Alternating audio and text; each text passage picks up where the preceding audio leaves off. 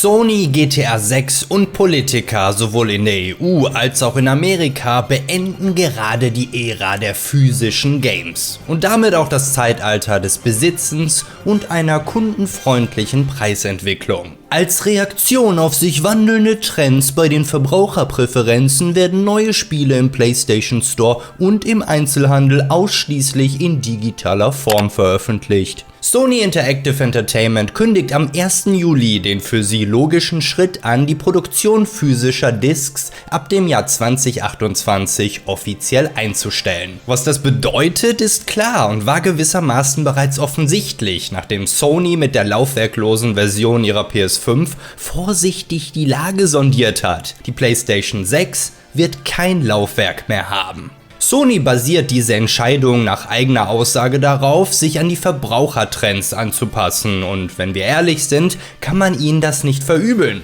Leider Gottes ist der digitale Vertrieb auch auf Konsolen bereits seit Jahren deutlich am physischen vorbeigezogen. Das passierte bereits zwischen 2018 und 2019 inmitten des PS4-Lebenszyklus. Mehr als die Hälfte der in den USA verkauften Xbox Series Konsolen besitzt kein optisches Laufwerk. Bei der PS5 liegt der Anteil der Digitalkonsolen immerhin bei einem Viertel. So Videospielexperte Matt Piscatella des weltweit führenden Marktforschungsunternehmens Circana. Im letzten Quartalsbericht von Sony selbst verkündet man einen neuen Rekord von 85% der verkauften Spiele über den Digital Store. Man folgt dem PC, der es vormacht. Mit dem Unterschied, dass der PC eine offene Plattform ist, auf der tatsächlich Konkurrenz existiert. So dominant Steam auch sein mag, sie müssen trotzdem ein Auge darauf haben, dass Epic, GOG und der Rest sie nicht in irgendeiner Form ausstechen. Auf einer PlayStation-Plattform gibt es den PlayStation Store. Punkt.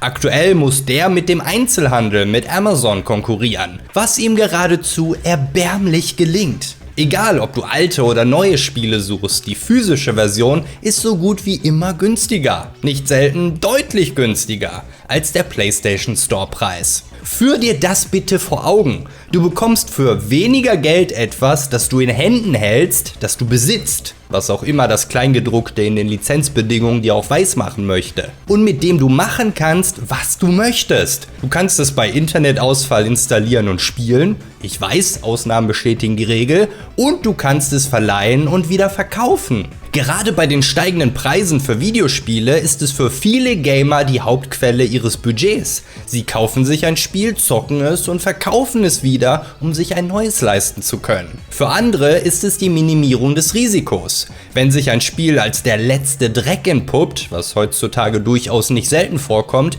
kann man es schnell wieder mit minimalem Verlust verkaufen. Ohne diese Aussicht sollte man dreimal überlegen, ob ein 80-Euro-Titel, den man nicht mehr los wird, es auch wirklich wert ist. Aber das ist ja genau der Punkt, welcher der Industrie schon seit Jahrzehnten ein Dorn im Auge ist. In meiner Doku über EA sind wir darauf eingegangen, dass der Publisher bereits im Mai 2010 mit seinem Online-Pass versucht hat, Profit aus dem Second-Hand-Markt zu schlagen. Du hast unser Spiel gebraucht gekauft? Miese Nummer! Wenn du online golfen oder Fußball spielen möchtest, dann lass mal einen Zehner rüberwachsen. Mit Game Pass, PlayStation Plus und Streaming-Angeboten versucht man Spieler auf ein bequemeres und bindendes Videospielemodell umzuerziehen. 2013 beerdigt sich die Xbox One bei ihrer Vorstellung selbst, als angekündigt wird, dass eine dauerhafte Internetverbindung notwendig sei und Spiele-Discs digital an bestimmte Konten gebunden sein müssen, um den Weiterverkauf zu verhindern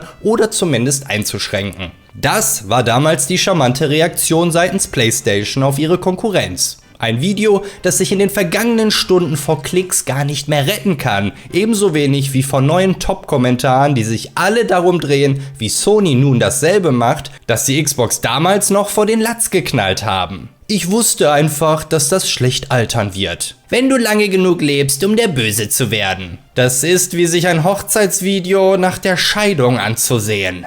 PlayStation lässt die gefeierte Botschaft hier genauso fallen wie Netflix ihren 2017er Tweet, dass das Teilen des Passworts Liebe bedeutet. Ich warte vergeblich darauf, dass so ein Video jetzt als Rache von Microsoft kommt, aber niemand ist schärfer darauf, physische Medien auszuradieren als sie. Die Code-in-a-Box-Spiele oder auch Discs ohne das komplette Spiel darauf werden von ihnen bereits seit Jahren vertrieben. Der Gipfel dieser Bekanntmachung ist aber Sonys angeschwollenes Ego. Wir führen uns das mal kurz vor Augen. Sie kündigen an, dass physische Medien für sie gestorben sind und dass sie komplett auf digital umstellen. Und noch am selben Tag kündigen sie ebenfalls an, dass nun doch, nachdem sie es 2021 schon einmal versucht und aufgrund des Shitstorms zurückgerudert sind, der PS3 und PS Vita Store final geschlossen wird. Der Marktplatz für die digitalen Spiele, auf die sie nun ja setzen wollen. Um den Übergang zu erleichtern, können Spieler bereits gekaufte Inhalte auch nach dem Schließungsdatum auf absehbare Zeit weiterhin herunterladen, sagt Sony. Hörst du das? Auf absehbare Zeit. Du kannst ab nächstem Jahr dort nichts Neues mehr kaufen und die Tage dessen, was du gekauft hast, sind auch gezählt. Und ihre Argumentation, dass PS3 und Vita nicht mehr in der Lage sind, moderne Handelssysteme und aktuelle Standards der Zahlungsabwicklung zu unterstützen, sind absoluter Bullshit. Ich denke, da sind wir uns einig. Und um auf den Gipfel dieses stinkenden Haufens noch einen himmelhohen Turm aufzubauen, ist es nicht einmal eine Woche her, seit Sony über 550 Filme aus ihrem Verkaufsportfolio und damit auch aus den Konten ihrer Nutzer entfernt. Nutzer, die für diese Filme gezahlt haben. Es gibt keine Erstattung oder andere Wiedergutmachung. Es gibt nicht einmal eine Entschuldigung. Die kurze Nachricht besagt einfach nur, dass deine zuvor erworbenen Inhalte aus deiner Bibliothek entfernt werden. Sie nennen es sogar deine zuvor erworbenen Inhalte, nicht etwa die Lizenzen für deine effektiv geliehenen Inhalte laufen aus. Eine Maßnahme, die doppelt und dreifach unterstreicht, warum es der letzte Mist ist, wenn diese Firma uns nur noch digital bedienen wird. PlayStation führt uns selbst vor Augen, warum physische Medien so relevant sind. Ohne sie können nicht nur deine gekauften Spiele irgendwann spurlos und erstattungslos verschwinden, allgemein verpufft Software damit früher oder später im Nirvana, ohne die Möglichkeit, sie noch spielen zu können. So viel man Anbieter wie Limited Run Games oder Strictly Limited auch kritisieren mag, sie werden in den nächsten Jahren relevanter denn je werden. Nintendo, die die letzten Monate als Mistkerle dastanden wegen ihren bescheuerten Game Keycards, die gewissermaßen nichts als die Lizenz des Spieles beinhalten, das man dann trotzdem noch in seiner Gänze herunterladen muss, stehen nun plötzlich wieder in einem annähernd guten Licht da. Die Game Keycards kann man wenigstens weitergeben und verkaufen, weil sie nicht accountgebunden sind. Diverse Händler verbuchen aber dennoch einen geradezu bodenlosen Einbruch von Keycards in Relation zu vollwertigen Spielen, was einige bereits über das Aussetzen des Verkaufs nachdenken lässt. Ebenso wie man in vielen Läden und Kaufhäusern keine Xbox-Spiele mehr findet. Wenn sich unsere Industrie nun also kollektiv ins digitale, disklose Zeitalter aufmacht, muss die Gesetzgebung auch mitgehen. Tut sie aber nicht. Wo sind die Verbraucherschutzgesetze, die mit der Zeit gehen? Wir haben hier auf dem Kanal schon lang und breit über die Stop Killing Games Bewegung gesprochen, die sich genau dem annimmt, die aber auch jetzt kürzlich erst schwere Schläge kassiert hat. Die EU-Kommission schlägt sich auf die Seite der Videospiellobby und wird keine Schritte unternehmen, um die Rechtslage zu ändern, da man damit ja die Rechte am geistigen Eigentum der Publisher angreifen würde. Auch der vielversprechend angelaufene Protect Our Games Act in den Vereinigten Staaten, der in der State Assembly eine deutliche Mehrheit einfahren konnte, ist im State Senate nun gescheitert aufgrund zu vieler Enthaltungen, die dort quasi gleichbedeutend mit einem Nein sind. Im selben Atemzug darf man sich bei Anhörungen seitens der Electronic Software Association anhören, dass private Community-Server in Minecraft oder Call of Duty in Essenz illegal seien. Community servers, so it's an option that is out there in existence here today. They're illegal. Zwei Urteile, die so eng mit Sonys Bekanntmachung zusammenhängen, dass es einem schwerfällt, hier keine Verbindung zu sehen. Als hätte man nur darauf gewartet, dass man den Kunden mit voller Unterstützung der Gesetzgebung öffentlich den Mittelfinger zeigen kann. Doch noch eine andere Bekanntmachung ist maßgeblich dafür verantwortlich, dass Sony sich so einen Schritt überhaupt trauen kann. Ja, hier fließen einige Kanalisationsrohre zusammen. GTA 6. Auch wenn unbestätigte Gerüchte kursieren, dass eine Disk-Version sogar bis Weihnachten folgen soll, ist das am heißesten erwartete Spiel seit über 10 Jahren zur Veröffentlichung im November lediglich digital erhältlich. Eine Präsenz im Einzelhandel ist zwar immer noch von elementarer Bedeutung, aber das vermeintliche Spiel, das du dort kaufen wirst, ist nichts als eine leere Plastikhülle. Die Platzierung hier ist für den Publisher nicht viel mehr als das Buchen einer Werbetafel. Auch macht es den eigentlichen Veröffentlichungstermin redundant. Einzelhändler können die Hülle verkaufen, sobald sie im Lager eintrifft, da die Käufer das Spiel allenfalls vorladen können, bis es online freigeschaltet wird. Eine rein digitale Distribution ist schließlich genau das, was Rockstar möchte. Speziell nach geschätzten Kosten von 3 Milliarden $, die GTA 6 letztlich schlucken wird. Keine Preisfluktuation, geringere Produktionskosten bei größeren Profiten, längere Deadlines, keine Leaks kurz vor Veröffentlichung mehr. Gesparte Gelder, die selbstredend nicht an den Endverbraucher weitergegeben werden. Uns wird nichts anderes übrig bleiben, als das Spiel zum Vollpreis zu kaufen oder doch gänzlich darauf zu verzichten. Beides Optionen, die Rockstar und sichtlich auch Sony wesentlich lieber sind, als den florierenden Gebrauchtmarkt weiter zu unterstützen, der keinen Cent für sie abwirft. Günstige Gebrauchtspiele diktieren schließlich eine Preisuntergrenze, die die Publisher nicht kontrollieren können und mit denen sie in Konkurrenz stehen. Es gibt genug Spieler, die abwarten, bis ein Preis unweigerlich fällt. Ohne Discs liegt die Bestimmung des gesamten Preisverlaufs über die gesamte Lebensdauer des Spiels bei den Firmen. Sony, Rockstar und Co. wollen diktieren und Preise stabil halten. Aber wie schon Baldur's Gate 3's Publishing Director Michael Dowse über die Spielepreise meinte, dass alle nur auf Rockstar warten, um das neue Normal zu definieren, verhält es sich nun mit den Distributionswegen genauso. Alle wollen GTA, also bestimmt GTA auch die Industrie. Nicht umsonst tanzen alle anderen Publisher schon seit Monaten ehrfurchtsvoll möglichst weit um das Release-Fenster herum. Unrecht haben sie, GTA 6 bestimmt mit Abstand die Vorbestellercharts in den PlayStation Stores auf der gesamten Welt. Die einzigen Ausnahmen sind ein paar Länder, in denen das Spiel verboten wird. Wir wissen alle, wer diese Firmen leitet und dass für diese Leute Zahlen an erster Stelle stehen.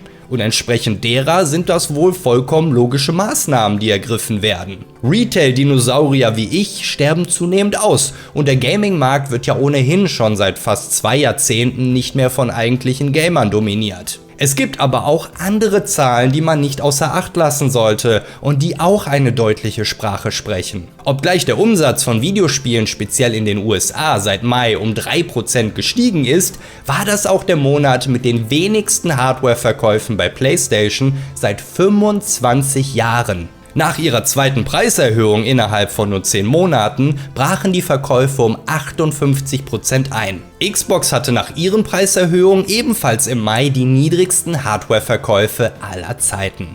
Innerhalb nicht einmal eines Jahres sind die durchschnittlichen Konsolenpreise um 14% gestiegen auf über $500.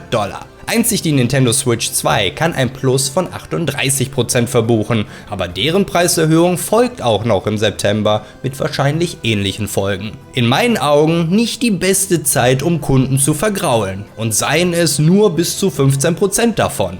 Oder zu planen, diese weiter mit steigenden und dann auch noch stabilen Softwarepreisen zu schröpfen. Denn lassen wir nicht außer Acht, dass eine reine digitale Distribution von den heutzutage meist lausig optimierten Videospielen auch gehörig Speicherplatz erfordert, dessen Preise ebenso explodieren wie alles andere. Die Optimus GX Pro von SanDisk ist die offiziell lizenzierte PS5-Festplatte, deren 1 TB Modell bei $380 beginnt und mit 8 TB bei $2.960 aufhört. Sonys Ankündigung ist natürlich erst einen Tag alt und zur PS6 ist noch nahezu nichts bekannt. Es kann sich also noch eine Menge ändern und anpassen. Beispielsweise wäre es dumm, auf Abwärtskompatibilität zu verzichten, weshalb ein separat erhältliches Laufwerk, wie es das ja auch für die digitalen PS5s gibt, nicht unwahrscheinlich ist. Auch in der Xbox-App hat man im Mai einen Codeschnipsel gefunden, der Enable Disk to Digital besagt. Damit soll man seine physischen Xbox One und Series Spiele online digital freischalten können, wobei diese Lizenz dann an die spezifische Disk gebunden sein soll. Ein Glück, dass sich GameStop bereits auf Pokémon-Karten und Anime-Figuren umgestellt hat. Etwas zu besitzen, es ins Regal stellen oder einem Freund ausleihen zu können, Jahre später erneut darüber zu stolpern, das hat schon eine Bedeutung. Und unabhängig vom unweigerlichen Abschalten der Stores irgendwann, was passiert beim nächsten PSN-Hack? Wie er die PS3 einst für einen Monat lahmgelegt hat? Was passiert, wenn dein persönlicher Account gehackt wird und du von einem auf den anderen Tag komplett ohne deine hunderte oder gar tausende Euro schwere Bibliothek dastehst, die dir ja sowieso nicht gehört? Wie siehst du das? Stimmst du den hunderten durchweg negativen Kommentaren unter Sonys Ankündigung zu und kehrst dem Unternehmen und seinen künftigen Konsolen hiermit den Rücken? Oder ist das eben einfach der Lauf der Dinge und wird geschluckt? Eine Analyse, warum Gaming immer mehr zum unsympathischen Luxusgut verkommt, findest du in diesem Video. Unbezahlbar hingegen sind meine großartigen Kanalmitglieder. Retrojäger Michael, Robin, Mick ist mein Nick, Dr. Tatwaffel muss mal was sagen, Lurgas, Bibi, Prinz Puma, Cybugs, Venceslas, Lucaria, Master, Redrom, P9608, Naji Arab, BTD, Toastbuster, Louis, Kunste, Katz, André und Xelotix. Vielen Dank für euren Lord-Support.